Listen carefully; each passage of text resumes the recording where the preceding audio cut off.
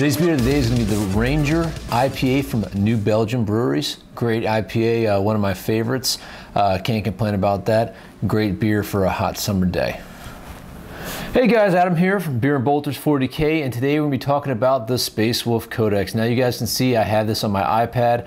I actually bought the interactive edition. I do have the Ultra Mega Wolfguard edition coming as well. Don't worry guys, I did get a discount on it, so I'm not blowing, ridiculous amount of money on the Space Wolf Codexes.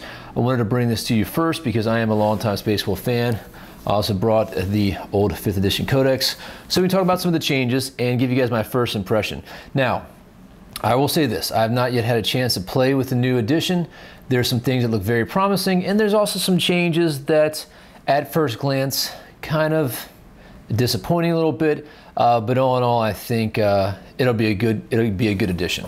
So let's start off with the actual digital format. If you guys haven't messed around with these, they're pretty cool. I'm a fan of them. You have a really good way to go through the different chapters and pick out what you want. And there's a nice high-speed cover. You have your introduction section. This is all the fluff.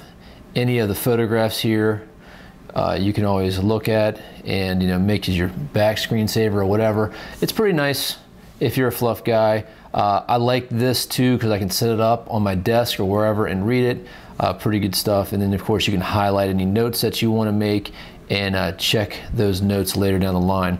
The other cool aspect of it, and these are some more of the photographs and everything. A lot of these you can, some of these you can zoom into and get a good look at them, and some of them aren't as well. But really neat. They do have some named characters here, which are kind of cool.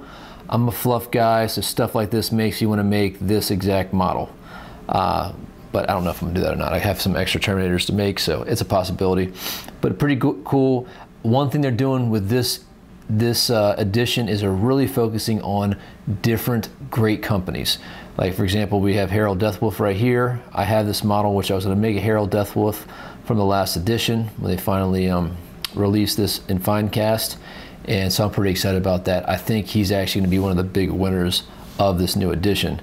So really cool stuff. I'm liking the digital editions. I do have the hard copy as well.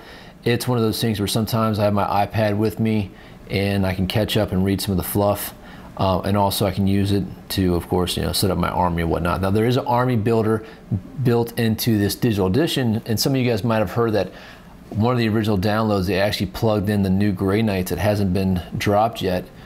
They just mentioned it, and actually the Space Wolves wasn't in the Grey Knights, where that's something all the different. So let's talk about the really big changes. First off, there has been some significant point changes, and I'm just going to open up the old codex so we can start looking at some of the different point changes. The combi weapons for characters are about the same. Plasma pistols about the same.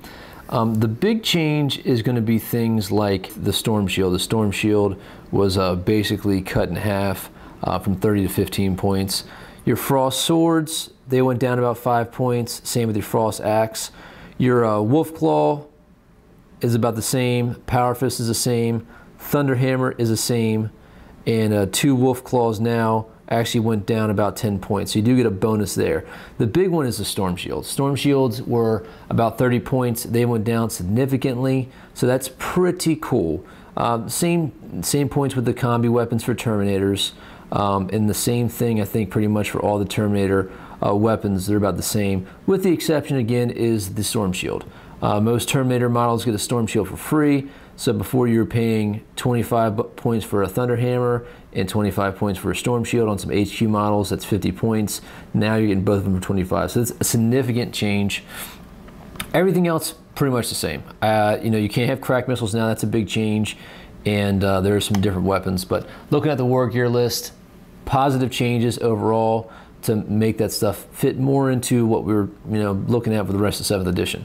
Now one big thing is the Grey Hunters in this edition, we'll get to it when the Grey Hunters went up significantly in points, and we'll do some calculations to show you guys how those build out, but I think it's going to be okay. I think for the most part it's pretty good. Now we had the Relics of the Fang, which we pretty much is the new spin of some special items. None of them are terribly awesome, and none of them are really horrible. They're all pretty good. So we got the Bite of Fenris. It's a Hellwinter Bolt, rapid fire, 4/5, strength 4, AP 5, and it has the Hellfrost special rule. And then the Flame Tide, you have strength 5, AP 4, rapid fire, ignores cover. And of course the Hellfrost, if they, for every wound suffered, if they take a strength test and they fail it, removed from play. So pretty cool. Helm of Durfast, or Durfast, however you say his name, ignores cover, and I think they have reroll fail to hit roll. So that's pretty good for 20 points. The Black Death is a pretty cool axe, strength +2, AP 2, Whirlwind of Death. So basically gain +3 attacks in the fight subphase if you're outnumbered. Pretty cool, not bad. Fang Sword of the Ice Wolf, strength +1, AP 3. It's got the Hellfrost special rule and Rending. Armor Rust is not bad.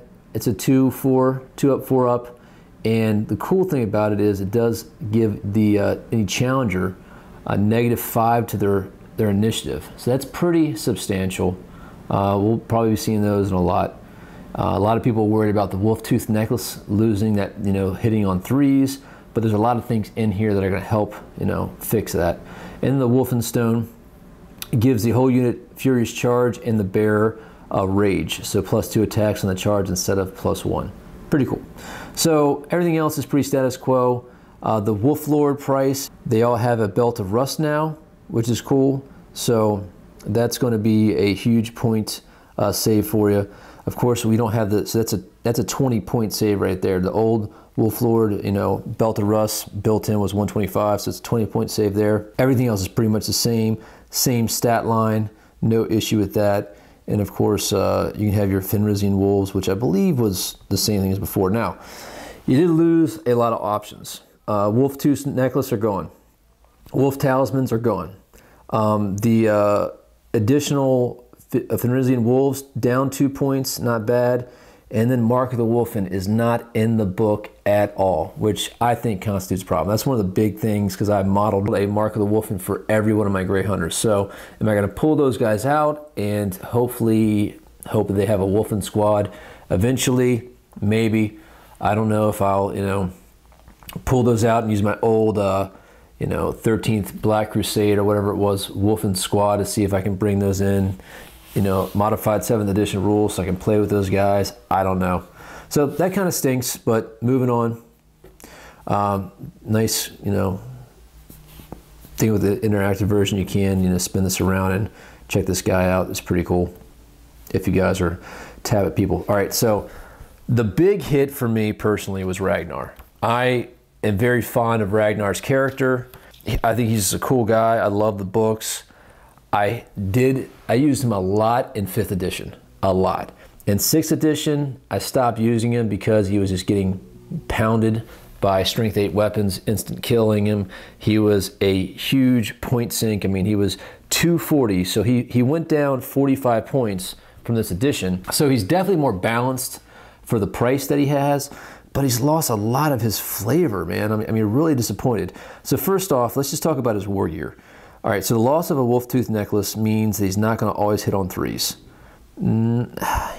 He's got a weapon skill 6, so most people he's going to be hitting on 3s anyway. But that for that other model that's weapon skill 6, he's hitting on 4s. I mean, those are the big monsters that you want to go after him with. So that's going to be a problem.